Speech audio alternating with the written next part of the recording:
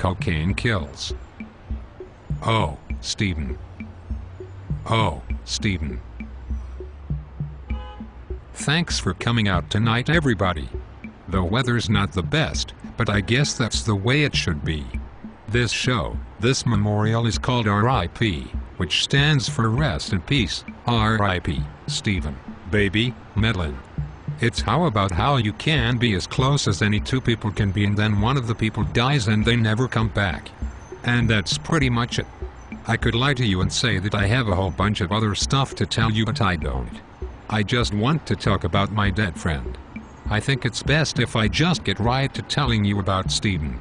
Stephen was my best friend, aside from Kevin Reynolds, of course.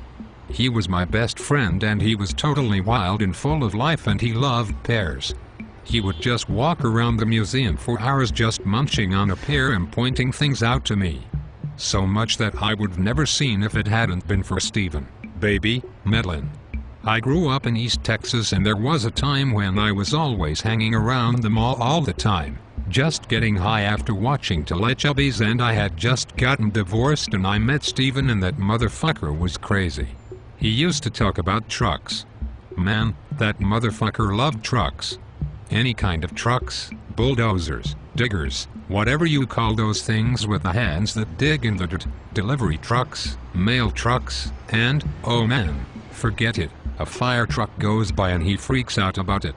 Kevin and I used to think maybe he had Asperger's or something, and you'd see him talking to old guys who make model trains who most assuredly do have Asperger's, and you'd believe it. So focused. So much concentration.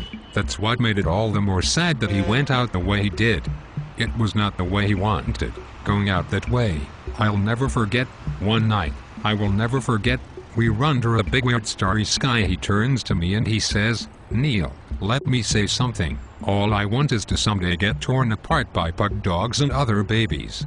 That's how I want to go out." Well, Stephen, rest in peace. I hope you got your wish. Look, okay, I'll be real with you guys about the elephant in the room. Lots of bullshit has been said about Stephen.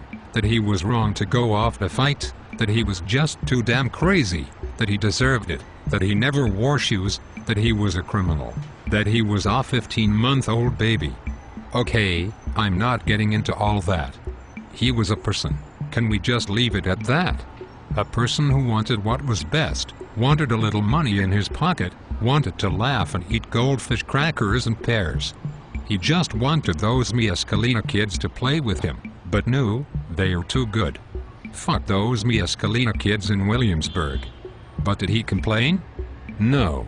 Did he ask for respect or a handout when he came back from Desert Storm? No, because he was a baby and didn't hardly know any words, so he just went out on the mean streets of Williamsburg and made money how he knew how. And if that's wrong, then, you know, fuck me. Before we go, let me just share my testimonial with you before we go. Some adjectives to describe Stephen. They would be vivacious, courageous, soft, ebullient, tenacious in the service of his fellow man, spastic. Just ask Larry about that one, am I right?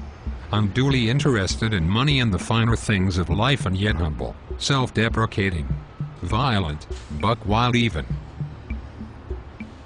He knew 5 words and had 5 teeth. Great dancer, enjoyer of music, fun, friends, love and life. In his spirit, I want you all to stand up right now and join me in my crew of backup dancers as we play Stephen's favorite song and pay one final farewell in song and dance. One final I love you out to my best friend who just so happened to be a baby who I loved more than anything else. Ever. R.I.P. Stephen, baby, Medlyn.